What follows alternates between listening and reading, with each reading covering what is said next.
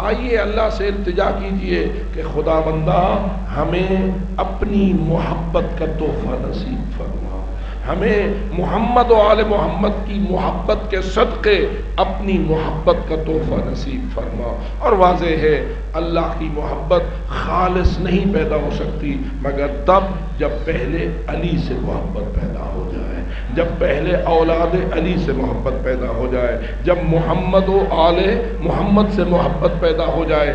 جتنا انسان ان پاک ہستیوں کی محبت میں ترقی کرتا چلا جائے گا اتنا ہی اس رب کی محبت میں بھی معراج پاتا چلا جائے گا کہ جس رب کے لیے انہوں نے اپنی قربانیوں کو پیش کیا، انہوں نے اپنا سب کچھ قربان کیا۔ آئیے بس تھوڑا سا توجہ دلاتا ہوں کہ حضرت جناب امام حسین نے کیا محبت خدا میں مدینہ چھوڑا یا نہیں؟ آپ کبھی کبھی ذرا غور کر لیا کیجئے کہ ماشاءاللہ آپ کو اللہ نے ڈیرہ غازی خان جیسا وطن نصیب فرمایا ہے، اگر کبھی آپ کو اس وطن سے ہجرت کرنی پڑ جائے، ہجرت اس سفر کو نہیں کہتے کہ جس میں واپس آنے کی امید ہو، ہجرت اس سفر کو کہتے ہیں جس میں پھر واپس آنے کی کوئی امید نہ ہو۔ اگر کوئی منحوس قوت آپ کو ڈیرہ غازی خان چھوڑنے پہ مجبور کرے تو بتائیے آپ کے قلب کی کیفیت کیا ہوگی، آپ کے دل کی نوعیت کیا ہوگی۔ اور حب الوطن من الایمان، اللہ حدیث فرماتی ہے وطن کی محبت بھی ایمان کا حصہ ہے۔ وطن کون سا ہوتا ہے؟ عموماً وطن وہی ہوتا ہے جہاں انسان پیدا ہوتا ہے، جہاں والدین رہتے ہیں، جہاں انسان ہمیشہ رہنے کا پروگرام بنائے ہوئے ہوتا ہے، اس کے لیے وہ وہاں اپنے مکان بناتا ہے، اپنا کاروبار چلاتا ہے۔ اب جتنا وہ اس کا سلسلہ آگے بڑھتا چلا جاتا ہے اتنا ہی وطن کی محبت دل میں راسخ ہوتی چلی جاتی ہے۔ اگر ڈیرہ غازی خان کی محبت ہونے کے بعد آپ کو اپنے اس شہر اور وطن کو چھڑوایا جائے تو آپ کے قلب کی کیا حالت ہوگی۔ اور اسی پہ قیاس کرتے ہوئے بتائیے اگر امام حسین کو وہ مدینہ چھوڑنا پڑے کہ جس مدینے کو رسول اکرم نے اپنا وطن بنایا تھا، اور اس کے صدقے امام حسین بھی اس کو اپنا وطن سمجھتے تھے، بلکہ میں یوں کیوں نہ کہہ دوں حضرت کا اصلی وطن تو مکہ مکرمہ تھا، رسول اکرم کا اصلی وطن تو مکہ مکرمہ تھا۔ وہاں لوگوں نے حضرت کو ہجرت پہ مجبور کیا، کفار و مشرکین نے مجبور کیا، قتل کے منصوبے بنائے، تو حضرت کو اللہ نے حکم دیا کہ اب مکہ چھوڑ دو۔ حضرت ہجرت کر کے چلے گئے، لیکن اس کو ہم ہجرت کیوں کہتے ہیں؟ اس لیے کہ ذرا اس نقطے پہ غور کیجئے، کیا رسول اکرم نے بعد کو اسی مکہ کو دوبارہ فتح کر لیا تھا یا نہیں؟ مکہ دوبارہ فتح ہو گیا تھا، اور مکے پہ حکومت کس کی قائم ہو گئی تھی؟ حضرت رسول اکرم صلی اللہ علیہ وآلہ وسلم کی۔ 8 ہجری کو جب مکہ فتح ہو گیا اور رسول کی اپنی حکومت اس بیت اللہ والے وطن پہ قائم ہو گئی، تو کیا رسول اکرم نے اس مکہ کو دوبارہ اپنا وطن بنا لیا یا مدینہ واپس آ گئے؟ تو واضح ہے کہ حضرت مکے میں رہے نہیں، فتح ہونے کے باوجود، حکومت بننے کے باوجود، آباء و اجداد کا وطن ہونے کے باوجود، بیت اللہ کے وہاں موجود ہونے کے باوجود، خانہ کعبہ کے مرکز ہونے کے باوجود، حج کا مرکز ہونے کے باوجود، رسول اکرم نے پھر مکہ میں اپنے آپ کو رہائش نہیں دی، واپس کدھر آ گئے؟ مدینہ منورہ۔ اس سے معلوم ہوا کہ رسول اکرم کو کوئی خاص محبت ہو گئی تھی مدینہ منورہ سے، کہ جس کی وجہ سے آپ واپس مدینہ منورہ آ گئے، جس کے نتیجے میں اولاد رسول، اہل بیت رسول کا وطن مدینہ منورہ قرار پا گیا۔ رسول کی وفات ہو گئی، روضہ رسول مدینہ میں بن گیا، بی بی کی وفات ہو گئی، قبر زہرا مدینہ میں ہو گئی، امام حسن کی وفات ہو گئی، شہادت ہو گئی، ان کی قبر بھی مدینہ منورہ میں بن گئی۔ تو آپ ذرا بتائیے امام حسین کو اس مدینہ منورہ سے کتنی محبت ہوگی، کس قدر قلب میں ان کا مقام ہوگا۔ اور یہی وجہ ہے کہ جب آپ کو مدینہ سے ہجرت کرنی پڑی تو آپ روتے ہوئے مدینہ سے روانہ ہوئے، اور یہی وجہ ہے کبھی رسول کی قبر کو سینے سے لگاتے تھے اور آ کے تعویذ قبر کو سینے سے لگا کر عرض کرتے تھے یا جدہ انا فرحک وابن فرختک، میں آپ کا لخت جگر ہوں، میں آپ کی بیٹی زہرا کے دل کا چین ہوں، انہم خذلونی وضیعونی، ان مدینہ والوں نے مجھے بے مدد چھوڑ دیا ہے اور میرے سارے حقوق کو ضائع کر دیا ہے۔ گویا اشارہ کرنا چاہتے ہیں کہ یہ مدینہ والے کچھ ایسے ثابت ہوئے ہیں کہ نہ میری ماں کے ساتھ اچھا سلوک کیا، نہ میرے بابا کے ساتھ اچھا سلوک کیا، نہ میرے بھائی حسن کے ساتھ بہتر سلوک کیا۔ ذرا غور تو کیجئے، جب مدینہ چھوڑ رہے ہوں گے تو مدینے والوں کا کوئی شکوہ امام حسین کے قلب میں ہوگا یا نہیں ہوگا؟ یہ تو سوچتے ہوں گے کہ میں مدینہ میں شہید نہیں ہونا چاہتا، کیوں کہ مدینہ والے میری مدد کو نہ پہنچیں گے، کیوں؟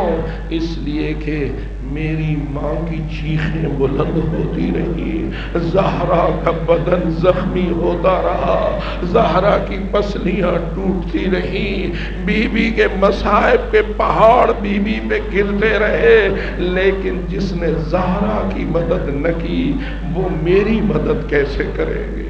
اور اسی طرح پھر وقت آ گیا حضرت امیر المومنین کا، امیر المومنین بھی مدینہ چھوڑ کر کوفہ چلے گئے اور وہیں درجہ شہادت پہ فائز ہوئے، واپس نہ آئے، اور پھر زمانہ امام حسن مجتبیٰ کا آ گیا۔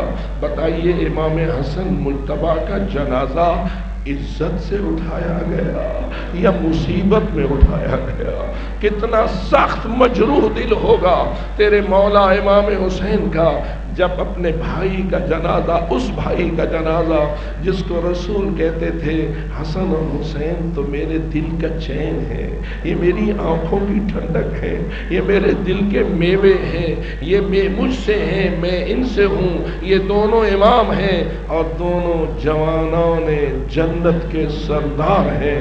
ایسے حسن مولا کا جنازہ جب رسول کے روضے کی طرف گیا تو آپ سے پوچھتا ہوں کیا مدینہ والوں نے امام حسن کو روضے رسول میں دفن ہونے کے لیے تعاون کیا؟ سوچنے کی بات ہے، کیا روضے رسول میں کوئی اور دفن نہ تھا؟ امام حسن کی تدفین سے پہلے کسی اور کی تدفین بھی روضہ رسول میں ہوئی تھی یا نہ ہوئی تھی؟ اور اگر کسی اور کی تدفین ہو سکتی تھی تو پھر سوال ہے دل کے چین کی تدفین کیوں نہیں ہو سکتی تھی؟ آنکھوں کی ٹھنڈک کی تدفین کیوں نہیں ہو سکتی تھی؟ حسن جو میوہ دل تھے اس کی تدفین کیوں نہیں ہو سکتی تھی؟ لیکن تدفین کے رستے میں ایسی رکاوٹ پڑی کہ جنازے پہ تیر برسے اور امام حسن کا جنازہ واپس وہاں آ گیا جہاں سے چلا تھا۔ مجھے نہیں معلوم اس وقت بہنوں کے دل پہ کیا گزری ہوگی، اس وقت خانوادہ تطہیر کی خواتین کے قلب کا کیا حال ہوگا۔ یہ سارے مناظر امام حسین کے سامنے تھے، اس لیے امام حسین مدینہ منورہ میں مقابلہ کرنے کے لیے آمادہ نہ ہوئے بلکہ چل دیے کربلا کی جانب، البتہ اپنی محبت کا اظہار ضرور کرتے رہے۔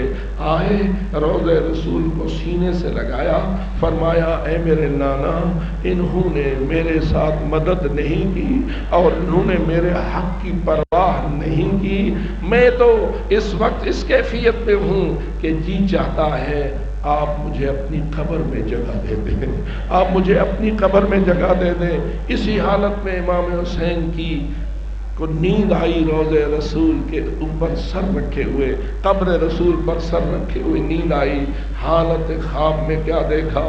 رسول اکرم ہیں، فرشتوں کا جھرمٹ ہے، اور امام حسین سے کہہ رہے ہیں میرے بیٹا تجھے کربلا جانا ہوگا، وہاں شہید ہونا ہوگا، اور اپنے بابا اور اپنے بھائی کی طرح شہید ہو کے ہمارے پاس آنا ہوگا، اس لیے کہ علی آئے ہیں تو وہ بھی شہادت لے کے آئے ہیں، زہرا آئی ہے تو وہ بھی شہادت لے کے آئی ہے، حسن بیٹا آیا ہے تو وہ بھی شہادت لے کے آیا ہے، تیری شہادت بھی تیرا مقدر ہے، اور میرے دین کو گویا تیری شہادت کی ضرورت ہے۔ اس لیے حضرت امام حسین کو رسول اکرم نے فرمایا کربلا جانا ہوگا۔ امام حسین کی آنکھ کھل گئی اور اب آئے اپنے گھر کی جانب، اور یہ خواب سنایا اپنی بہنوں کو، یہ خواب سنایا اپنے گھر کی خواتین کو۔ ذرا مجھے بتائیے اس وقت بیویوں کے دل کا کیا حال ہوگا، اس وقت خواتین کربلا پہ کیا گزرا ہوگا۔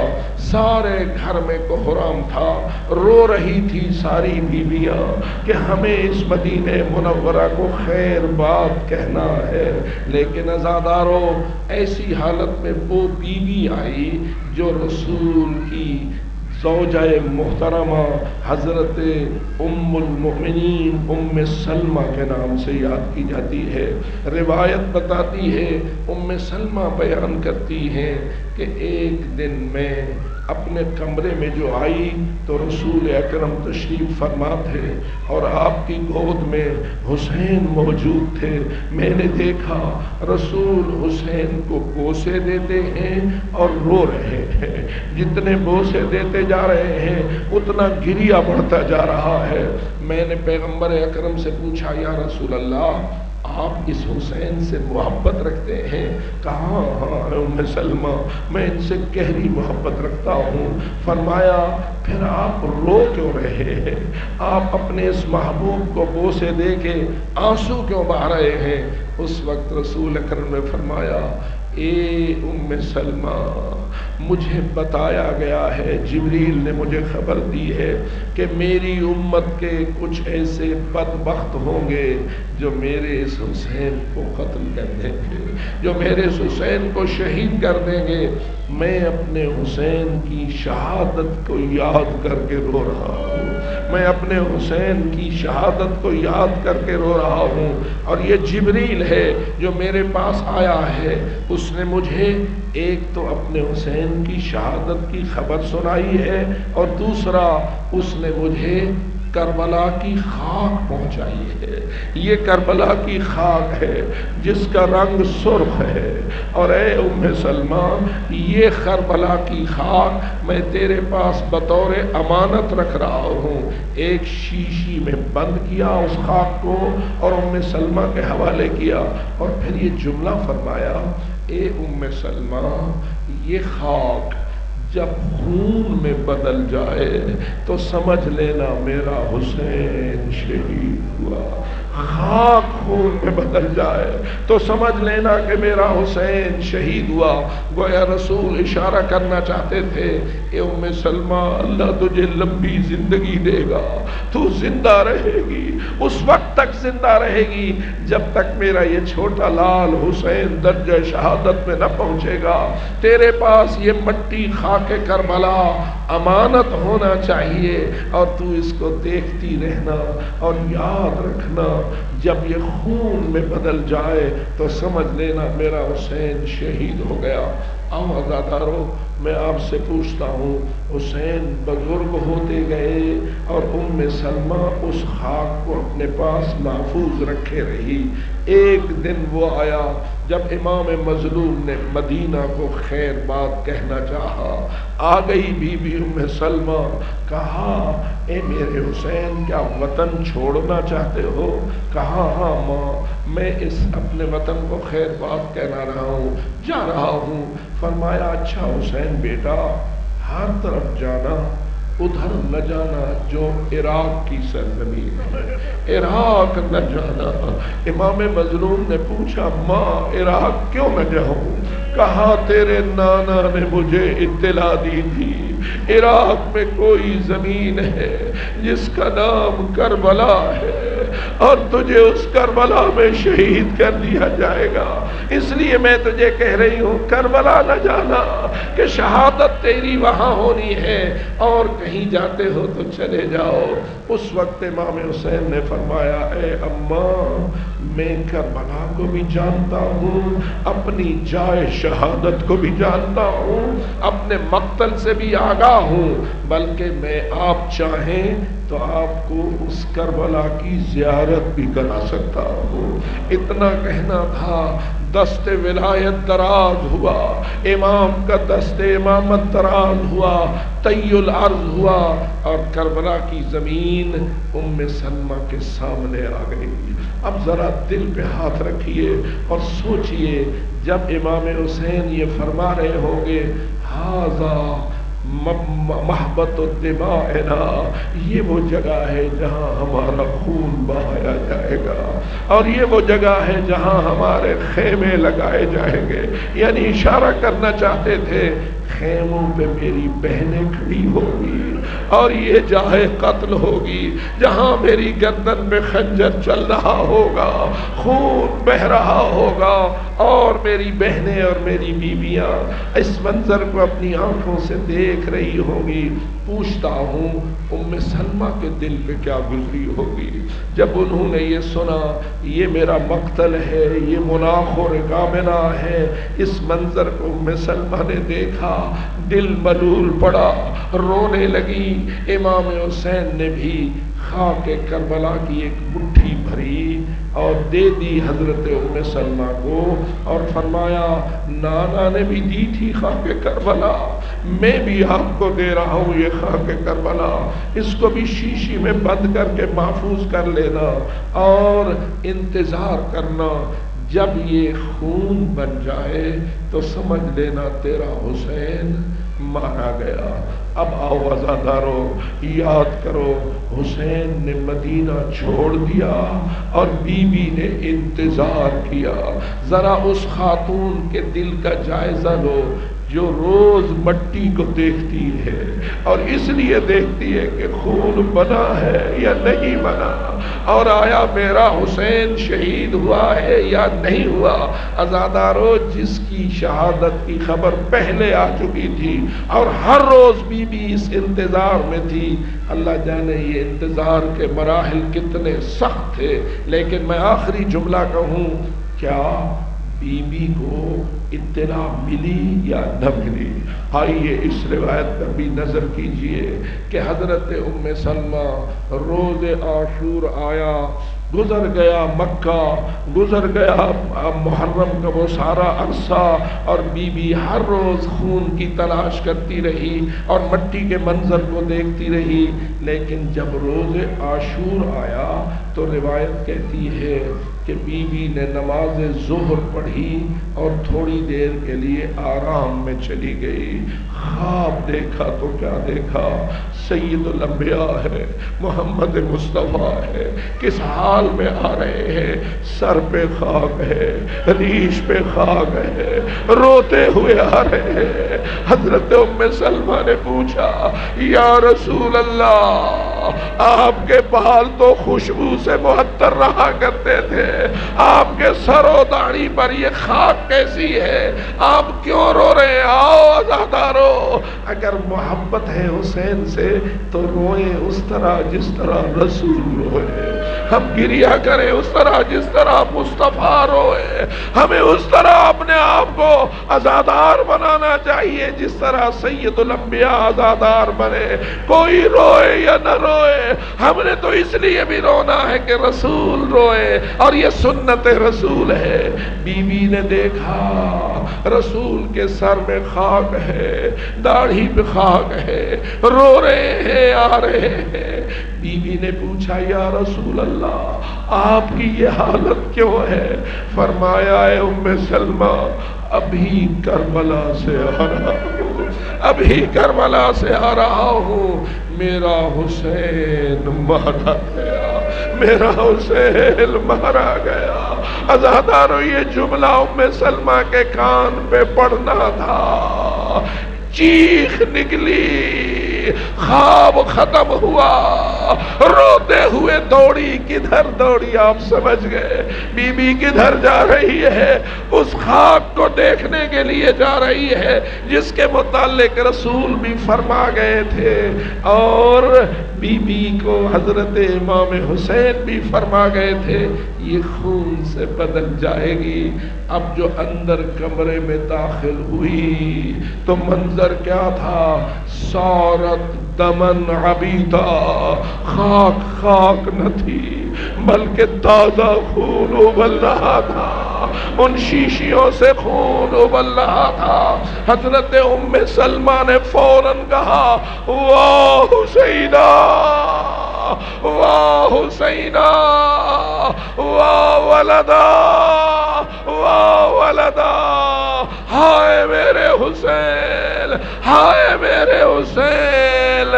جو ہی ام سلمہ کی چیخیں بلند ہوئی، واہ حسینہ کے نعرے بلند ہوئے، آواز ام سلمہ کی بنی ہاشم کی عورتوں تک پہنچی، بیویاں دوڑی اپنے کمرے سے آئی حضرت ام سلمہ کے پاس، اے بی بی کیوں رو رہی ہو، کیوں واہ حسینہ کر رہی ہو؟ تو جواب دیا وہ دیکھو وہ مٹی خون بن گئی ہے، وہ خاک خون میں بدل گئی ہے، اور مجھے رسول نے خواب میں بتا دیا ہے، میں نے رسول اکرم کو روتا دیکھا ہے، میں نے رسول اکرم کے سر میں خاک دیکھی ہے، میں نے رسول اکرم کی ریش کو غبار سے ہٹا ہوا دیکھا ہے، رو رہے ہیں اور کہہ رہے ہیں میرا حسین مارا گیا، میرا حسین مارا گیا۔ بس اتنا سننا تھا، ساری بیویوں نے ماتم حسین شروع کر دیا، بنی ہاشم کی خواتین نے ماتم حسین شروع کر دیا۔ پوچھو گے وہ کون سی بیویاں تھیں کہ جو ابھی مدینہ منورہ میں موجود تھیں، تو میرا جواب یہ ہاں بہت ساری بیویاں تھیں، ان میں سے ایک بیوی وہ بھی تھی جس کا نام ام البنین ہے، جس کا نام ام البنین ہے، حضرت ابو الفضل العباس کی ماں، جس کے 4 جوان بیٹے میدان کربلا میں گئے تھے، اور بی بی اپنے جوانوں کو حسین کے حوالے کر چکی تھی۔ جب بی بی نے سنا حسین مارے گئے تو اب بتاؤ کیا ام البنین کو یقین نہ ہو گیا، میرا عباس بھی مارا گیا، میرا جعفر بھی مارا گیا، میرے 4 جوان مارے گئے۔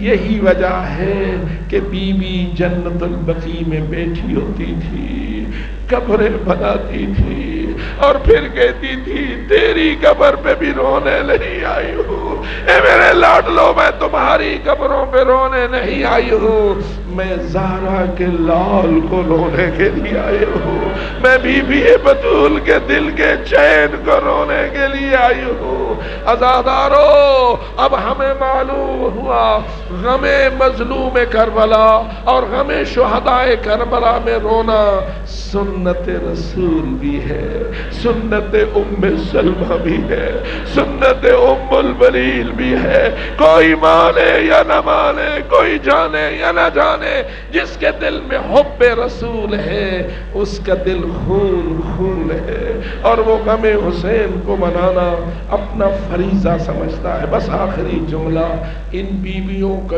جلوس نکلا، ان بیویوں کا ماتمی جلوس نکلا، اور شاید یہ وہ پہلا ماتمی جلوس ہوگا جو ام سلمہ کے گھر سے روانہ ہوا، اور کدھر گیا؟ روضہ رسول پہ چلا گیا، روضہ رسول پہ چلا گیا، اور وہاں جا کر بیویوں نے کہا یا رسول اللہ واہ حسینہ، واہ حسینہ، واہ حسینہ، الا لعنت اللہ علی القوم الظالمین وسيعلم الذين ظلموا أي منقلب ينقلبون۔